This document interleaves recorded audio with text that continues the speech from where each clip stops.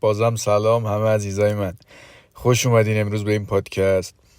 یه موضوع، یه ویژگی راجع به کسایی که عزت نفس پایین دارن یا عزت نفسشون رو از دست دادن اینه که خیلی احساس گناه میکنن، احساس شرمندگی دارن. یعنی اینجوری هم هست که این احساس رو داشتن باعث میشه هی عزت نفس تخریب بشه، خب به هم وصله. و بدترین احساس گناهه. اگه احساس گناه داشته باشی نمیتونی سرتو بگیری بالا، نمیتونی محکم صحبت کنی، به خودت ارزش بدی. یعنی از بچگی اینو به ما فهموندن که تو برای این اشتباهی که کردی یا این خطا خدا دیگه دوستت نداره تو رو. خیلی از ما تو تموم مدت تو وجودمون یه شیطانی داره صحبت میکنه که خدا دوستت نداره و تو گناهکاری به خاطر حالا اشتباهایی که تو گذشتمون شده یا برامون پیش اومده. احساس گناه داریم. نمیتونم بگم هیچ خطایی نکردم، هیچ چیزی پیش نیومده. نه، پیشم اومده، شاید خیلیم، ولی باور کردم که خدا پذیرفته. وقتی گفتم بهش منو دریاب، همون موقع پذیرفته. باور کردم که گذشته ازشونو دوستم داره. برای همینه میتونم با شما صحبت کنم، برای همینه میتونم راجع به قرآن صحبت کنم، راجع به خدا صحبت کنم، بگم من با گذشتم شباهت خاصی ندارم. ولی اگه مدام بگم من اشتباه کردم، من خطاکارم یا هر چیزی تو این مورد، من نمیتونم حتی تغییر کنم، عشق خدا رو تو وجودم پیدا کنم. اونا با من کاری کرد که چشامو باز کردم، درس داشته برام، بیدارم کرد. وقتی انسان بیدار میشه خیلی پیشرفت میکنه، تازه شروع میکنه به پیشرفت کردن. خب و دوست دارم تو هم خودتو بپذیری.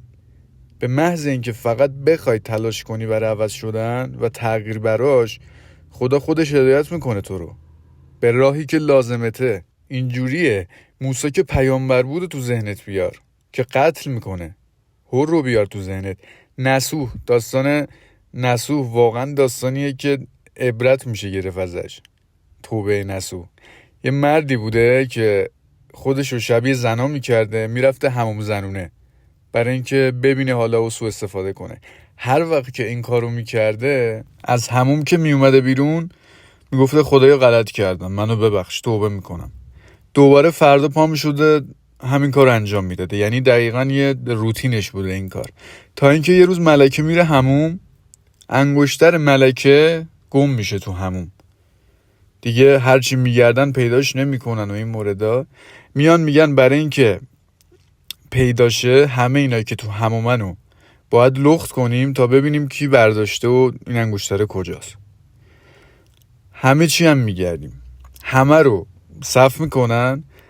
نسوح شروع میکنه که با خدا حرف زدن و التماس کردن که خدایا منو نجات بده، غلط کردم، من توبه میکنم، دیگه نمیکنم، قول میدم و از این مورد. مثل همیشهش ولی خب قوی تر. همینجوری که دونه دونه لخت میکردن و میگشتن مردمو تا به نسوح برسه. قبل ترش یکی داد میزنه که انگشتر پیدا شد، پیداش کردیم، و به نسوح نمیرسه که بگردنش و خب آبروش میرفت و بدبختش میکردن دیگه. معروفه تو تاریخ که نسوح وقتی از حموم میاد بیرون به کوه و بیابون میزنه. دیوانه میشه از این حجم لطف و کرم که این همه خطا کردم ولی تو بازم منو حفظ کردی، آبرومو، خودت نجاتم دادی. و بعدش میشه یکی از پیامبرا، یکی از عزیزای خدا، یه فردی میشه که معروف میشه به پاکی و بزرگی و این همون آدمه، اما خودشو بخشیده. اگه خودشو نمیبخشید، اگه خدا رو باور نمیکرد که نمیتونست تا اینجا برسه. میگفت من آدم کثیفیم، من همون آدمیم که میرفتم این کارا رو میکردم، ولی خودشو قبول کرد و پذیرفت. بپذیرید خودتونو. ما اشتباه میکنیم. مگه کسی میتونه بیاد ادعا کنه که خطا نکردم و از این به بعدم نمیکنم؟ ولی اگه میخوای به مسیر درست هدایت بشی، یعنی اینجوریه که اگه میخوای به مسیر درست هدایت بشی، اگه میخوای تو زندگیت موفق باشی، باید یاد بگیری خودتو ببخشی. احساس گناه بدترین احساسه. من خودم هم اینو تمرین میکنم، این که گول ذهنمو نخورم.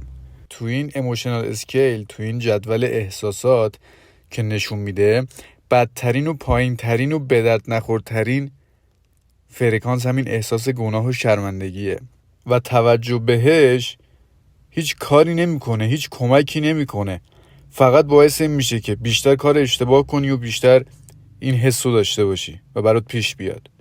باید از خدا بخوای و تمامش کنی بره دیگه، تموم شد. میدونی اینجوری دوستت داره و مهربونه که وقتی احساس پشیمونی داشته باشی تمومه، بخشیده. و انقدر بزرگه که میگه وقتی خواستی ببخشمت، اگه شک کنی بخشیده شدی یا نه، خودش خطاه.